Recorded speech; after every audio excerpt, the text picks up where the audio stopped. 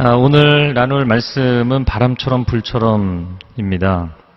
오늘 본문의 1절 말씀에 보면 마침내 오순절이 이르렀을 때 그들이 모두 함께 한 곳에 모여 있었다. 마침내 오순절이라고 이야기를 합니다.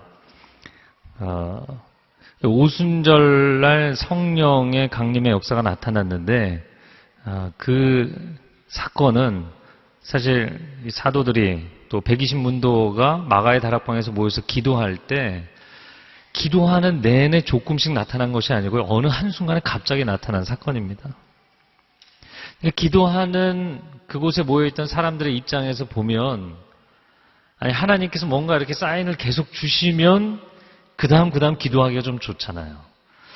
그런데 하나님께서 아무런 특별한 얘기가 없으셨어요. 어떤 반응이나 부어주시는 것이 없이 어느 한순간에 하나님께서 성령의 물 붓듯이 부으시는 역사를 일으키신 것입니다. 바람처럼, 강력한 바람처럼, 그리고 강력한 불처럼.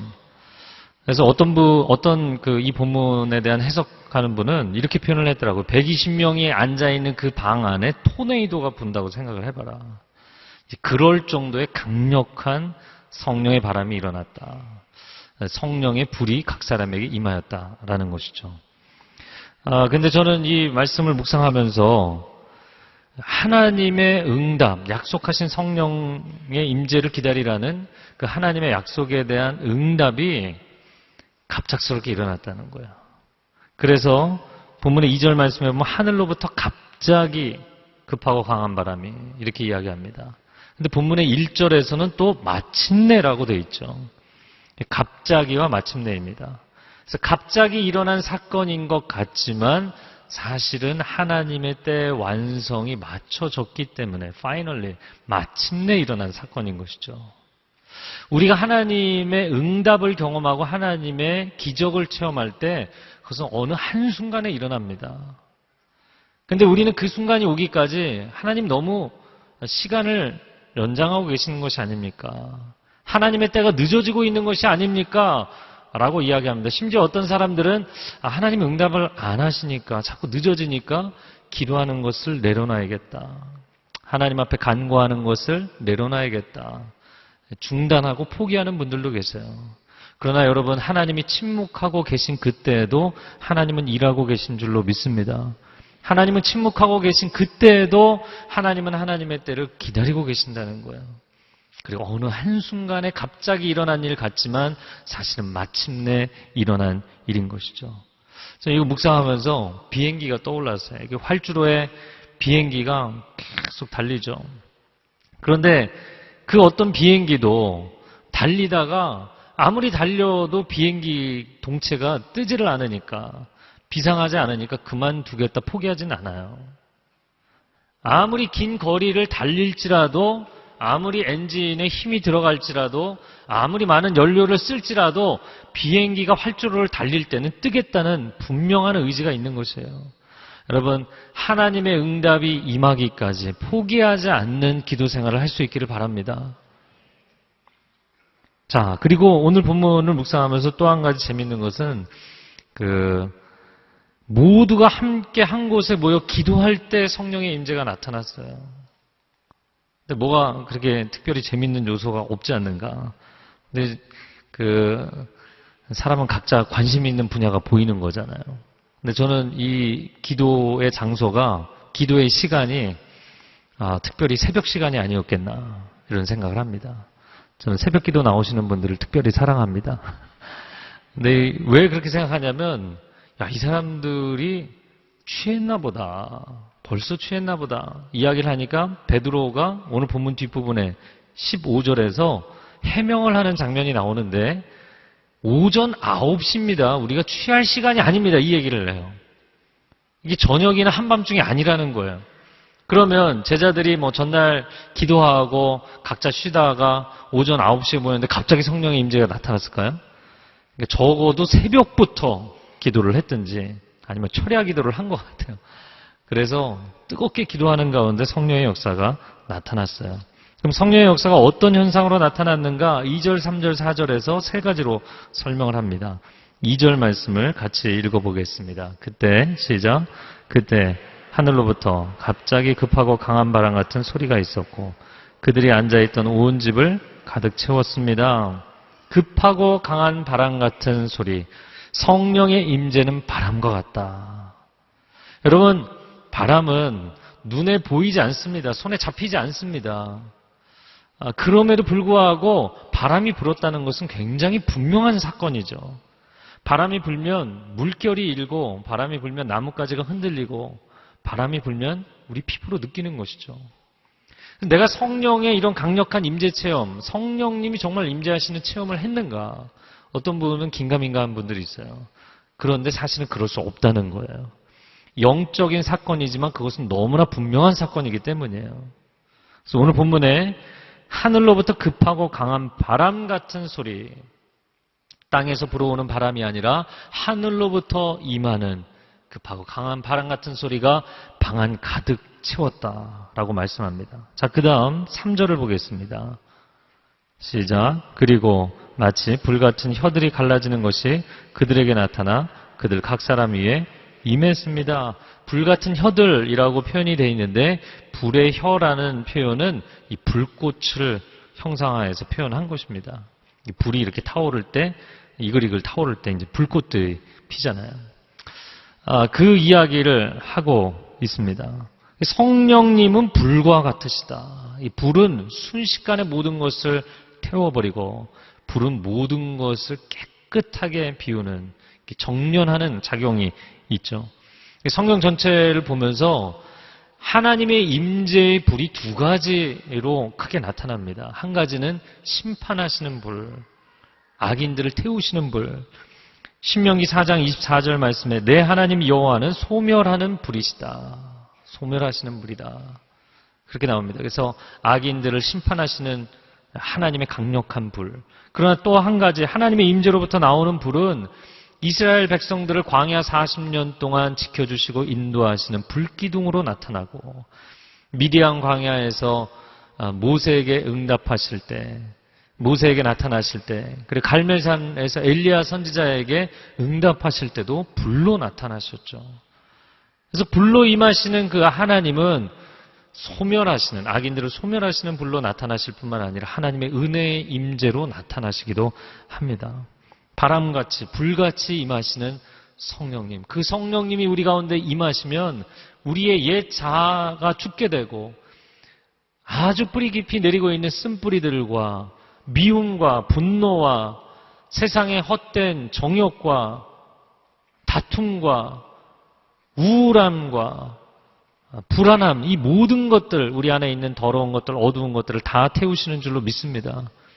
다 태워주실 뿐만 아니라 깨끗하게 비우시고 우리 안에 성령의 바람, 이 바람은 굉장히 강력한 힘이죠. 다이내믹한 힘입니다. 성령의 강력한 바람이 불어서 우리 안에 새로운 생명의 역사가 역동하게 만들어 주시는 분이시죠. 자, 그러면 세 번째 현상은 무엇인가? 4절 말씀 같이 읽겠습니다. 그러자 모두 성령으로 충만함을 받고 성령께서 그들에게 말하게 하심을 따라 그들이 다른 방언으로 말하기 시작했다. 충만함을 받았다.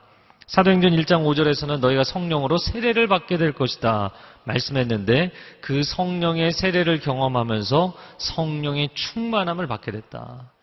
사람을 세례를 줄 때 물에 완전히 잠궜다가 꺼내는 것이죠. 물로 충만해지는 것이죠. 머리끝부터 발끝까지. 마치 에스겔 47장에 에스겔 선지자가 경험한 것처럼 그 하나님의 임재로부터 나오는 은혜의 강수가 발목을, 무릎을, 허리를, 온몸을 덮는 창이란 강수가 되는 것처럼 성령의 세례를 받음으로 성령의 내주하심과 충만하심의 역사를 경험하게 된 것입니다.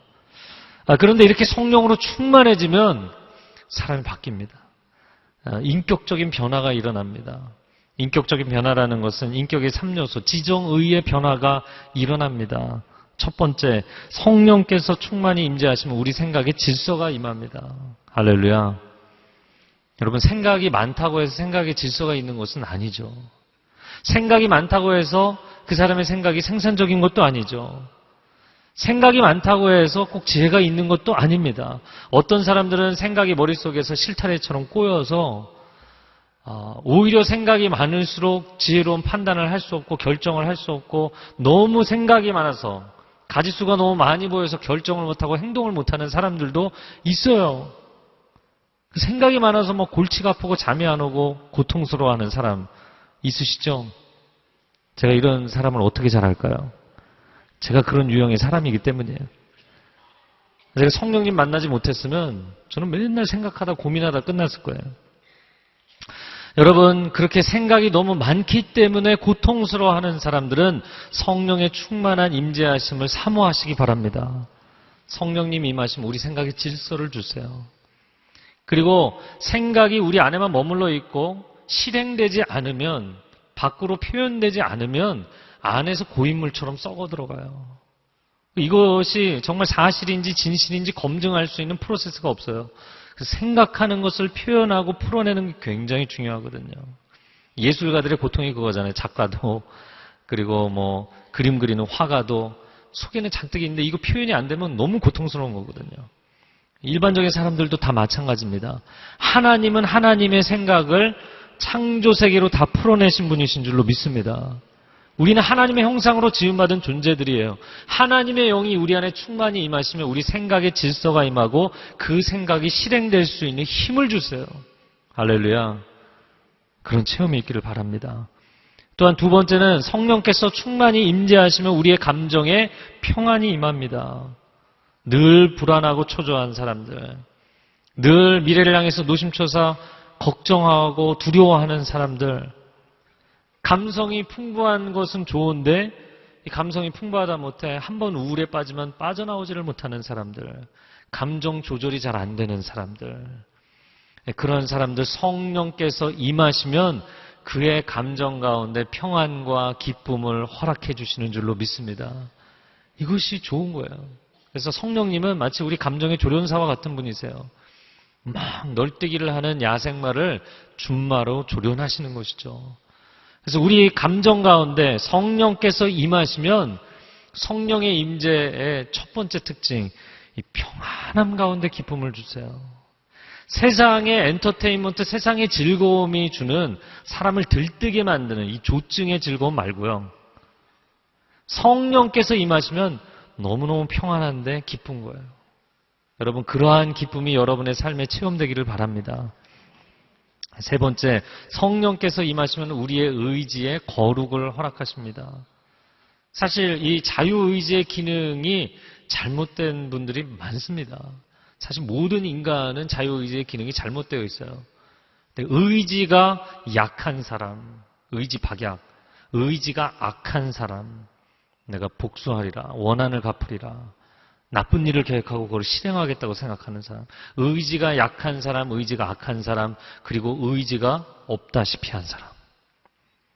여러분, 하나님께서 사람을 세상에 창조하시면서 인생의 자기 주도권을 갖게 하셨어요.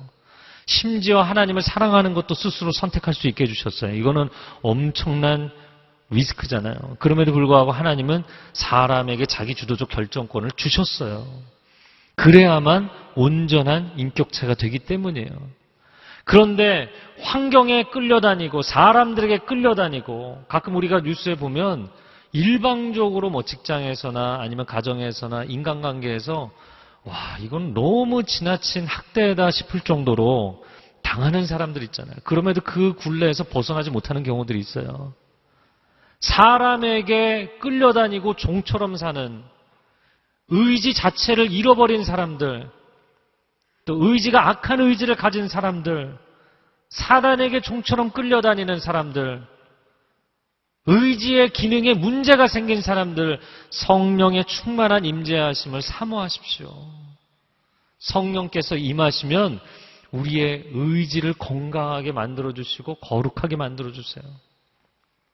사단이 사람을 사로잡으면 저는 이제 목회적인 사역을 하면서 귀신 들린 사람도 만나게 되고 성령 충만한 사람들도 만나게 됩니다. 근데 귀신 들린 사람, 사단에게 사로잡힌 사람들 특징이 무엇이냐면 사단이 짐승을 몰아가듯이 몰아가요. 매우 비인격적이에요. 처음에는 달콤하게 너가 이거 즐기면 굉장히 좋을 것처럼 순간적인 위로가 있을 것처럼 이야기하지만 딱 걸려들고 나면요. 그 다음에는 질질질 끌고 다녀요. 근데 성령께서 사람을 사로잡으시면 그 사람의 인격을 건강하게 회복시켜 주시고 스스로 자원하는 마음으로 하나님이 기뻐하시는 삶을 살게 해주십니다. 할렐루야. 이게 너무나 감사한 거죠. 이걸 간단하게 줄여서 얘기하자면 사단은 우리를 충동하지만 성령님은 우리를 감동하시는 분이세요. 같은 동자죠. 마음이 동한다고 아무데나 따라가시면 안 돼요. 야, 이거 뭐 좋겠는데 악인의 꾀를 쫓아가지 말라 이렇게 시편 1편에 이야기하잖아요. 마음이 동한다고 다 따라가시면 안 됩니다. 사람들이 이야기하고 세상이 이야기하고 유혹이 다가온다고 해서 마음이 동한다고 다 따라가시면 안 됩니다. 왜냐하면 그 동하는 것 중에 감동이 있는가 하면 충동이 있기 때문이에요. 사단은 우리를 충동해서 죄를 짓게 만들고 화를 쏟아붓게 만들고 유혹에 빠지게 만들고 순간적인 쾌락에 빠지게 만들고 하나님을 바라보지 못하게 만들죠. 그러나 성령님은 우리를 감동하셔서 우리의 지성과 감성과 의지로 하나님을 인격적으로 따라가게 하시는 분이세요.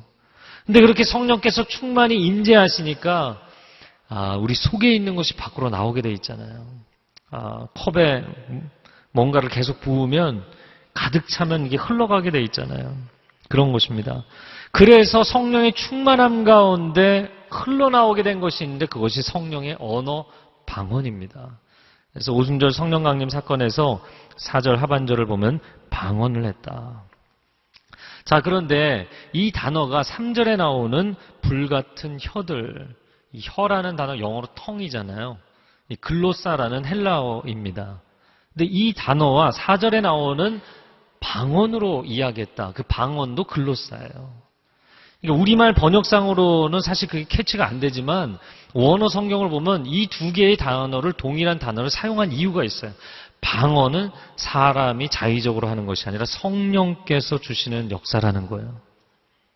성령께서 그 사람에게 임하였기 때문에 방언의 역사가 나타난다는 것입니다.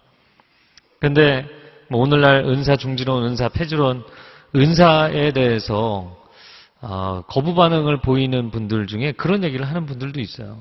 고린도전서 13장을 보면 방언 은사는 은사 중에서 제일 약한 거다. 별 볼 일 없는 거다. 여러분, 하나님이 주시는 선물 가운데 귀하지 않은 것이 없는 줄로 믿습니다.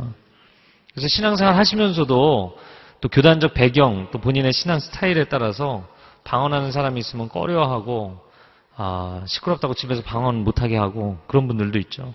교회들 가운데도 방언 못하게 하는 교회들도 있어요. 그럼 오늘 본문에 분명히 이야기하는데 방언은 성령의 역사입니다. 그리고 이 언어가 변한다는 것은 상당히 중요한 의미를 갖는데 그것은 무엇이냐면 내 인격의 이 주도권, 내 인생의 주도권을 하나님께 내어 맡기는 체험이기 때문이에요. 말을 내가 하는데 사실 성령님이 말씀하시는 대로 따라하는 것이에요. 이게 얼마나 놀라운 경험인지 모릅니다. 여러분, 나라도 정권이 변하거나 쿠데타를 일으키면 가장 먼저 장악하는 것이 언론 방송이에요. 이 언어라는 것은 단순히 말이 아니라 그 체제 전체, 그 존재 전체를 대변하는 굉장히 강력한 힘이기 때문이죠. 그래서 컨트롤 타워가 바뀌면 언어도 바뀌게 돼 있어요. 사람 안에 악한 영이 들어가면 악하고 어두운 말을 하게 됩니다. 사람 안에 성령님이 내주하시면 거룩한 언어, 생명을 살리는 언어를 하게 될 줄로 믿습니다. 또 어떤 분들은 방언이 말을 빨리 하다 보니까 혀가 꼬여서 나오는 것이다. 이렇게 얘기하시는 분도 있어요. 굉장히 말을 빨리 해야 될 것 같아요. 혀가 꼬일 정도 하려면. 근데 제가 처음 저도 방언을 받았을 때 이게 좀 의심이 되더라고요. 방언이라는 걸 처음 해보니까 이상한 거예요. 근데 제가 한 몇 달 지났을 때 한 수련회를 갔는데 제 옆에 있는 한 선생님이, 저는 그때 학생 때였는데 저랑 똑같은 방언의 단어와 표현들을 쓰는 거예요. 그분하고 제가 무슨 같은 단어를 사용하자고 이렇게 상의를 한 적이 없거든요. 똑같은 언어를 쓰는 거예요. 제가 작년에 인도네시아 아우니치를 가서 현지인들과 함께 성령 집회를 했는데 그분들도 방언을 받는데 우리랑 똑같은 방언을 하는 거예요. 할렐루야. 여러분, 방언은 하나님이 주시는 선물이에요. 제가 그 방언을 처음 받은 것은 중학교 3학년 때인데요. 수련회를 가서 열심히 사모했는데 못 받고 갔다 와서 받았어요. 근데 저는 이렇게 책을 읽다가 은혜를 많이 받았어요. 제가 대학교 1학년 때 처음 들어갔을 때는 그때 한참 그 데이비스 맨즈의 상한 감정의 치유, 그 내적 치유에 대한 그 소개가 우리나라 기독교계에 많이 알려지던 때입니다. 그래서 이 이너 힐링에 대해서, 내적 치유에 대해서 강의도 듣고, 뭐 세미나도 듣고, 뭐 성경도 보고, 이 고등학생 때까지 꾹 누르고 있었던 이 감정의 문제, 상처의 문제, 이런 것들을 하나님 앞에 이제는 풀어놓고 해결할 기회가 왔다 생각했어요. 근데 아무리 정보와 지식을 들어도 이게 내적 치유가 일어나지 않는 거예요. 근데 저는 아주 희한한 경우에 내적 치유가 일어났는데요. 저희 큰형이 어느 날 무슨 생각인지 만화책을 10권을 빌려왔어요. 만화책의 제목은 달려라 하니였습니다. 근데 뭐 저희 집이 만화책을 어렸을 때부터 읽지는 않았거든요. 근데 너무나 신기한 만화책을 갖고 왔잖아요. 그래서 딱 1권을 읽고 제가 너무 많이 통곡을 했어요. 이게 달려라 하니까 이제 엄마가 돌아가시고 슬픈 가운데인데 이 나엘이 나쁜 계집애 계속 자극을 하잖아요. 그래갖고 근데 또 자극을 받으면 오히려 막 그냥 그 뭐라고 해야 될까요? 울분이라고 해야 될까요? 그런 것으로 달리기가 막 빨라지는데 저도 뭐 달리기를 좋아하고 또 어렸을 때 이제 막 상처나 이런 것들이 그 어떻게 오버랩이 됐는지 하여튼만 눈물이 쏟아지더라고요. 그래서 그날 딱 1권 읽고 2권부터 10권까지 읽지 못하고 바로 그 저희 단지 안에 있는 교회 예배당에 가서 그날 밤부터 제 어린 시절의 모든 정말 기억하기 싫었던 그런 상처와 사건들을 하나님 앞에 다 일일이 복기했어요. 다 리뷰하면서 하나님한테 말씀드리고 관계된 사람들을 다 용서하고 그리고 용서할 뿐만 아니라 내가 잘못한 것도 인정하고. 여러분, 내적 치유에서 이게 굉장히 중요합니다. 내적 치유. 제가 그놈을 용서하겠습니다. 이것만 하시면 절대로 안 돼요. 사실은 나도 기여한 게 있거든요. 그래서 나의 잘못도 인정하고 하나님 앞에 회개하고 3주 동안 매일 밤 2-3시간씩 하나님이 딱 터치하시고 나니까 쏟아지더라고요. 제가 방언을 받은 것도 책을 읽고 나서였는데 수련회 가서 물론 은혜를 많이 받았는데 방언을 못 받았어요. 바로 다음 날이었는데 참 무슨 생각이 뜬금없이 갑자기 제인 에어를 읽었어요. 근데 주인공이 굉장히 불쌍하잖아요. 또 한참을 통곡했어요. 저는 여성 취향인 것 같아요. 정말 한참을 통곡하고 있는데 신방 전사님이 오셨어요. 저희 어머님하고 신방 다녀오셔서 자주 오시는 분이 한 번도 그 얘기를 하신 적이 없는데 오늘 하나님 방언을 주실 거다. 그래서 저희 작은 형하고 저하고 이렇게 앉아보라고 하시더니 한참 기도를 하는데 정말 둘 다 방언이 터졌어요. 얼마나 감사한지. 그리고 정말 그 방언을 하고 방언 찬양을 하고 방언을 하면서 그 느끼는 하나님의 임재하심. 그리고 방언이 방언 통변이 되고 방언 통변은 예언이 되고 예언이 환상이 되고 하나님께서 열어주시는 영적인 세계에 대해서 굉장히 중요한 관문의 역할을 합니다. 저는 여러분이 모두가 방언 체험할 수 있기를 축복합니다. 제가 또 한 가지 재밌는 얘기를 해드리면 청년부 사역을 할 때 그냥 세상 일을 하느라고 교회를 등지고 오랫동안 있던 친구가 한 친구가 이 친구 너무 불쌍한 거예요. 세상적으로도 이제 힘들어지고 피폐해져 가니까 교회로 다시 돌아와라 계속 권면을 해서 돌아오게 됐어요. 그리고서는 예배를 드리고 이제 영혼이 완전히 그냥 치유가 되고 은혜가 충만해졌어요. 그래서 매일 새벽 예배를 나오고 매일 새벽 예배 스텝을 섬기고 그리고 순장으로 섬기고 화요성령 집회 나오고 저희가 이제 청년부 같은 경우는 연초에 리더십 수련회를 갑니다. 그런데 이제 그 리더십 수련회에 제가 보기보다 굉장히 강력한 걸 좋아하거든요. 그래서 금식하면서 7차례 쉬는 시간 없이 스트레이트로 7번 집회하는 그런 집회를 했어요.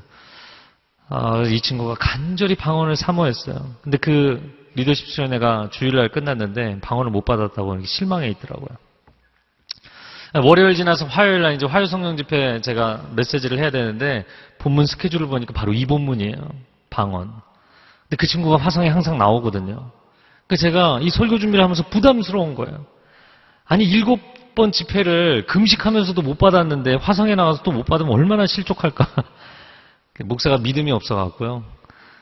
제가 그렇게 걱정을 했어요. 그런데 그날 정말 제가 설교하는데 바로 제일 앞줄에 앉아 있더라고요. 제가 설교하고 그리고 오늘 방언 받기를 소원하는 사람들 일어나십시오. 기도하는데 그날 1번 타자로 받았어요. 할렐루야. 근데 너무나 감사한 것은요. 그 다음에 진짜 재밌는 얘기 나옵니다. 이 친구가 자기를 교회로 돌아오게 해준 친구한테 너무 감격해서 전화를 한 거예요. 집회 끝나고. 그런데 그 친구는 방언을 아직 못 받은 상태였어요. 그러니까 이 친구가 그 얘기를 듣고 너무 부러운 거예요. 근데 놀랍게도요. 수화기를 끊고 1시간 뒤에 그도 방언을 받았어요.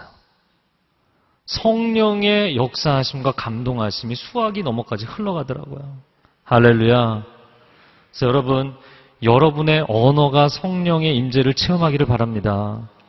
여러분의 존재 자체가 성령의 임재를 체험하기를 바랍니다. 흘러가는 거예요. 사랑도 흘러가는 것이고 성령의 임재하심도 흘러갑니다.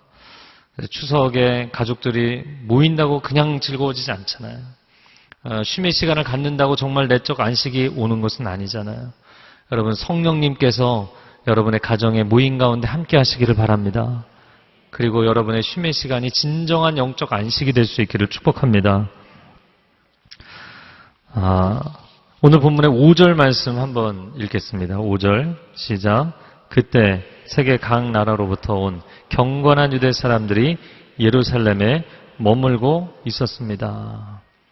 이 사람들은 디아스포라 유대인들을 의미합니다. 전 세계에 흩어진 북이스라엘이 아수르에 무너지고 남유다가 바벨론에 무너지고 포로로 끌려간 사람들, 이민자로 떠난 사람들. 그들이 이 중요한 오순절 절기에 예루살렘에 모인 것이죠. 그런데 그들에게 한 가지 충격적인 사건이 일어났어요. 120명이 모여있는 큰 다락방에서 아주 또렷하고도 큰 외침의 소리가 들리는 거예요. 근데 그 소리를 들어보니까 각자 8절에 보면 태어난 곳의 말로 들었다라고 되어 있습니다. 6절 말씀에 보면 각자 자기들의 언어로 들었다. 이 번역상으로는 6절과 8절의 표현이 다르게 되어 있지만 원어상으로는 같은 표현으로 되어 있어요. 그래서 이것을 개역 성경에서는 뭐라고 번역을 했냐면 난곳 방언이다 이렇게 번역을 했습니다. 언어학의 전문 용어로 이야기하면 모국어, 머덜텅이라는 말입니다. 공용어나 통용어를 얘기하는 것이 아닙니다. 당시에 헬라어나 히브리어를 이야기하는 것이 아닙니다. 그들이 태어난 각 지역의 언어로 이 이야기를 들었다는 거예요. 그래서 이들이 충격을 받은 것이죠. 너무나 놀란 것은 첫 번째 갈릴리 출신의 사람들이었기 때문이에요. 여러분 요한복음 7장 52절에 바리새인들이 야 갈릴리에서 선지자가 나오지 못한다. 갈릴리 굉장히 무시했잖아요. 우리가 사도행전 1장 보았지만 하늘로 올라가던 천사들도 무시했잖아요. 야 이 갈릴리 사람들아 뭐 하는 거냐. 오늘 본문에 보니까 1.5세 해외파들도 무시를 했어요. 무슨 갈릴리 사람들이 외국어를 해. 왜냐면 갈릴리 출신의 사람들은 뭐 어부나 과수원직이나 육체노동을 하는 사람들이지 문자를 쓰는 유식한 사람들이 아니었기 때문이에요. 또 놀란 것은 각 지역의 모국어로 다양한 언어로 들었기 때문입니다. 이제 9절부터 12절까지 나오는 내용인데요. 이 지역에 대한 설명은 팔레스타인, 오늘날 팔레스타인이라고 이야기하지만 유대 지역을 중심으로 해서 동쪽으로부터 서쪽까지 이렇게 쭉 설명하고 지중해를 내려와서 또 한 바퀴 돌아서 이제 설명을 합니다. 제가 설명을 드릴게요. 9절에 보면 바데, 메데, 엘림이라고 되어 있는데 9절을 보여주시겠어요? 9절? 네, 9절에 9절 말씀. 9절을 한번 보여주세요. 네, 바데, 메데, 그리고 엘림 사람이라고 되어 있는데 개역성경에는 엘람이라고 되어 있습니다. 메소포타미아. 이 네 개 지역은 고대의 아수르, 바벨론 제국의 지역이고 오늘날 이란 지역입니다. 유대 지역이 있으면 이스라엘이 있으면 동쪽이죠. 그리고 유대를 이야기합니다. 다섯 번째로. 여섯 번째, 일곱 번째 이야기하는 갑바도기아와 본도는 바로 유대 지역에 있으면 그 위에 시리아 지역이고 왼쪽으로 서쪽으로 가면 나옵니다. 오늘날 터키 지역입니다. 그리고 그 바로 왼쪽으로 내려가면 아시아, 소아시아 지역이 나오죠. 그 지역의 가장 중심이 되는 도시가 에베소고요. 10절로 넘어가서 부르기아와 밤빌리아, 이 소아시아 바로 옆에 붙어있는 지역입니다. 지중해를 넘어서 아프리카로 내려와서 첫 번째 나라가 이집트, 그리고 이집트 옆에 있는 리비아, 오늘날도 리비아입니다. 그리고 제국의 중심지인 로마로부터 온 사람들, 그리고 11절에 보면 그 지중해 한가운데 있는 크레타섬, 그리고 동쪽으로 다시 가서 아라비아 반도에 있는 사람들까지 15개 지역을 총망라해서 설명합니다. 그리고 나서 12절에 이야기하는 것이죠. 이것이 도대체 어찌된 일이냐. 어떻게 이렇게 무지한 자들이 이 모든 언어를 할 수 있냐는 거예요. 이거는 정말 성령의 역사, 하나님의 역사가 아니고는 불가능하다는 것이죠. 여러분 이런 경우를 보신 적이 있나요? 저는 본 적이 있습니다. 그 대학 다닐 때 저희는 이제 캠퍼스에 채플이 있고 그 채플에 기도실이 있었어요. 그래서 하루에 한두 번씩 가서 기도를 하는데 가장 자주 오는 그 기도 멤버 중에서 그 제 문과대 후배가 있었는데 이 친구는 중국어 방언을 받았어요. 그래서 정말 인토네이션도 있고요. 중국어로 방언을 하는 거예요. 요즘 같은 때는 굉장히 좋겠죠. 또 저는 얘기를 들었는데 어떤 할머님이 전혀 배운 적이 없는데 영어 방언을 받은 거예요. 할렐루야. 왜 그런 방언이 안 임하는지. 영어 방언을 받아서 영어 방언을 하시는 거예요. 여러분 방언에는 두 가지 종류가 있습니다. 고린도전서 13장 1절 말씀에 한번 같이 읽어보겠습니다. 시작. 내가 사람의 방언과 천사의 말을 할지라도 이 표현이 두 가지 방언의 종류예요. 사람의 방언이라는 것은 사도행전 2장에 나오는 지역 방언을 이야기하는 것이고 천사의 말이라는 것은 오늘날 우리가 소위 이야기하는 방언, 그 방언 통변의 은사가 필요한 천국 방언이라고 이야기하는 그것입니다. 그래서 이 두 가지 종류가 있는 것이죠. 오순절 성령께서 강림하시고 나서 나타난 첫 번째 현상은 방언이었어요. 언어가 변한 것입니다. 근데 방언 자체도 물론 중요하죠. 그러나 우리가 지나친 은사주의에 빠지지 말아야 될 것은 성령 강림의 가장 중요한 특징이 과연 방언이냐는 것이죠. 사실 외적인 현상은 방언이겠지만 그 방언을 통해서 주 예수 그리스도를 증거했다는 것이 중요한 것입니다. 할렐루야. 오직 성령이 너에게 임하시면 너희가 권능을 받고 예수의 증인이 되리라. 성령이 임재하시면 특징이 있는데 나의 삶을 증명하려고 애쓰지 않고 주 예수 그리스도를 증거하는 인생이 됩니다. 이 땅에 헛된 영광을 구하지 않고 하늘 영광을 구하게 됩니다. 이것이 성령의 임재하심의 사건이에요. 저는 이 본문의 말씀을 읽을 때마다 그 떠오르는 장면이 있어요. 제가 오늘에게 이제 교육자로 18년째 사역을 하고 있는데 그 청년으로 있었습니다. 청년부에 있을 때 미얀마 쉘터, 미얀마 공동체를 섬기는 봉사자였거든요. 그래서 이런 추석에 지금도 이제 그 양지에서 빌드업이라는 외국인 근로자들, 이주민들 잔치를 합니다. 추석 잔치를 하는데 저는 그때 설 잔치 때 참석을 했었어요. 근데 함께 뭐 식사도 하고 뭐 레크레이션도 하고 그리고 예배를 드리는데 각 지역에 다 뭐 파키스탄도 있고 몽골도 있고 미얀마도 있고 뭐 각 지역이 있는 거예요. 그러니까 설교자는 한 명인데 이걸 어떻게 하겠어요? 그러니까 각 언어마다 통역자가 앞에 서는 거예요. 그래서 목사님이 한마디 설교를 하면 7개 언어로 동시로 통역하는 거예요. 근데 그 장면이 얼마나 놀라운지 이 사도행전 2장의 장면과 같고 또 계시록의 환상과도 같은 장면이죠. 계시록 7장 9절과 10절 말씀에 우리가 천상에 가면 어떤 장면을 보게 될지에 대해서 이야기하고 있습니다. 한번 같이 읽어보겠습니다. 시작.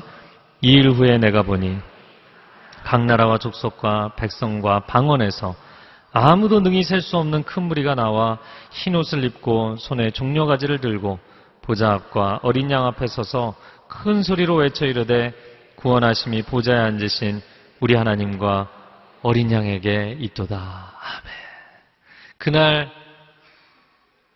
정말 모든 민족, 모든 방언에서 천국에 온 사람들이 모일 거라는 거예요.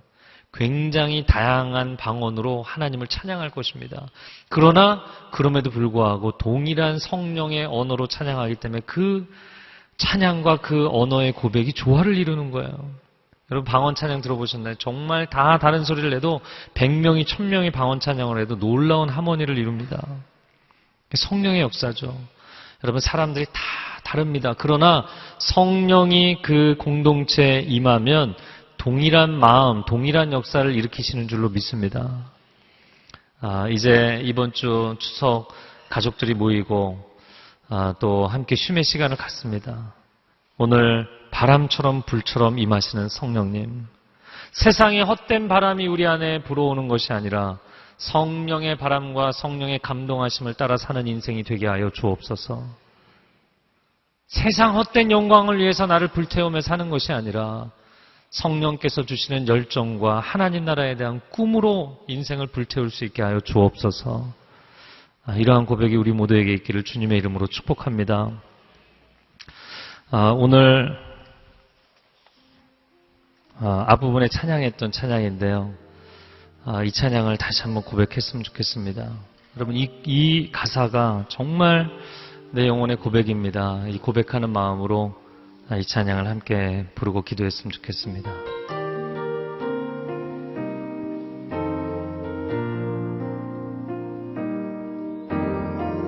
허무한 시절 지날 때 깊은 한숨 내쉴 때 그런 풍경 보시며 단식하는 분 있네. 고와 같이 너희를 버려두지 않으리. 내가 너희와 영원히 함께하리라. 억눌린 자 갇힌 자,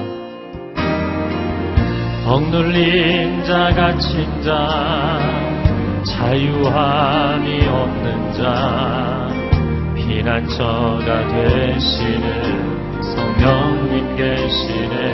아멘. 주의 영이 계신 곳에 참자유가 있다네. 진리의 영이신 성령이 오셨네. 성령이 오셨네. 성령이 오셨네. 내 주에 보내신 성령이 오셨네. 우리 인생 가운데 친히 찾아오셔서 그 나라 꿈꾸게 하신 성령이 오셨네. 우리 두 손을 들고 찬양합니다. 성령이 오셨네. 성령이 오셨네. 내 주에 보내신 성령이 오셨네. 우리 인생 가운데 친히 찾아오셔서 그 나라 꿈꾸게 하시네. 우리 두 손을 들고 기도하겠습니다. 성령 하나님 우리 가운데 임하여 주옵소서. 평강의 영으로 임하여 주옵소서. 지혜의 영으로 임하여 주시옵소서. 거룩의 영으로 임하여 주시옵소서. 함께 주여 한번 외치고 통성으로 기도하겠습니다. 주여. 오 주님, 세상의 것들로 가득한 우리의 심령 가운데 성령 하나님 임재하여 주시옵소서. 성령 하나님 임재하여 주시옵소서. 주 예수 그리스도를 믿음으로 고백하며 나아가 하나님 아버지 앞에 그 존전 앞에 예배하는 예배자들, 하나님의 아들 딸들이 된 존귀한 성도들 한 사람 한 사람 위에 성령님 바람처럼 불처럼 임하여 주시옵소서. 인간적인 생각과 세속적인 생각들을 씻어주시고 성령의 기름 부으심으로 채워주시옵소서. 성령의 능력으로 채워주시옵소서. 아멘. 아멘. 아멘. 아멘. 사랑하는 주님, 우리 가운데 하나님의 은혜를 누리고 하나님의 자녀로 살아가면서도 이 성령의 충만하심의 은혜를 누리지 못하는 사람들이 있습니다. 하나님, 생각이 너무나 많지만 하나님이 생각 때문에 고통스럽습니다. 여러분 가운데 그런 분들이 있으면 오늘 성령님의 임재를 구하십시오. 생각에 하나님의 평강과 질서를 주실 줄로 믿습니다. 그런 사람들은 자기 머리에 손을 얹고 기도하십시오. 하나님, 내 마음이 너무나 우울하고 때로는 분노하고 조절이 안 됩니다. 하나님, 나의 감정 가운데 하늘의 평강을 허락하여 주옵소서. 자기 가슴에 손을 얹고 기도하십시오. 하나님, 내가 의지가 잘못되었습니다. 깨어졌습니다. 의지가 너무나 약해졌습니다. 거룩한 의지의 능력을 부어주옵소서. 두 손을 하나님 앞에 내어드리고 기도하십시오. 여러분 가운데 육신이 연약한 사람, 여러분 가운데 인생이 연약한 사람들, 자기 아픈 부위에 손을 얹고 기도하시고, 가족을 위해서 기도하기 원하시는 분들 또한 가슴에 손을 얹고 이 시간 주여 한번 외치고 통성으로 기도하겠습니다. 주여, 오 주님, 우리 가운데 임하여 주시옵소서. 하늘의 평강이 임할지어다. 하늘의 평강이 임할지어다. 모든 거짓의 구름들은 떠나갈지어다. 모든 악한 그림자들은 떠나갈지어다. 주 예수 그리스도의 이름으로 명하노니 악한 영들은 떠나갈지어다. 성령 하나님, 우리 가운데 불같이 임하여 주시어서 모든 어두운 것과 더러운 것과 악한 것들을 태워주시옵소서. 정결케 하여 주시옵소서. 깨끗케 하여 주시옵소서. 거룩한 의지와 평안한 마음을 허락하여 주시고 하늘의 지혜와 통찰력을 채워주시옵소서. 하나님의 사람들에게 강하고 담대한 마음을 허락하여 주시옵소서. 주님과 동행하는 주님의 임재 가운데 거하는 복된 삶이 되게 하여 주시옵소서. 아멘, 아멘, 아멘. 하나님, 우리가 처음 신앙생활을 시작할 때 죄의 문제 내가 세상적으로 해결할 수 없기 때문에 오직 영적인 은혜로만 해결할 수 있기 때문에 주 예수 그리스도 십자가 앞에 엎드린 줄로 믿습니다. 근데 신앙생활을 지속해오면서 너무나 합리적으로, 너무나 인간적으로, 너무나 나의 노력으로 해결하려고 하는 것들이 많습니다. 다시금 성령님의 임재하심을 구합니다. 하나님, 나의 신앙에 막혀있는 부분, 인생에 막혀있는 부분, 내면에 막혀있는 부분 성령님 열어 주시옵소서. 모든 어둠의 그림자들은 다 성령의 불로 태워질지어다. 우리를 정결케 하시고 새롭게 하여 주옵소서. 가정 안에 너무나 오랜 세월, 20년, 30년, 한 세대, 두 세대, 세 세대에 이르기까지 끊어지지 않는 가정의 죄악의 문제, 어둠의 영역들을 성령의 불로 태워 주시옵소서. 정결케 하여 주시옵소서.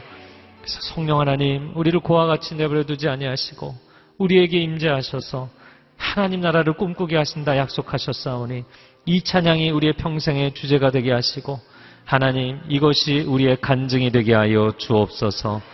감사를 드리며 예수 그리스도의 이름으로 기도합니다. 아멘.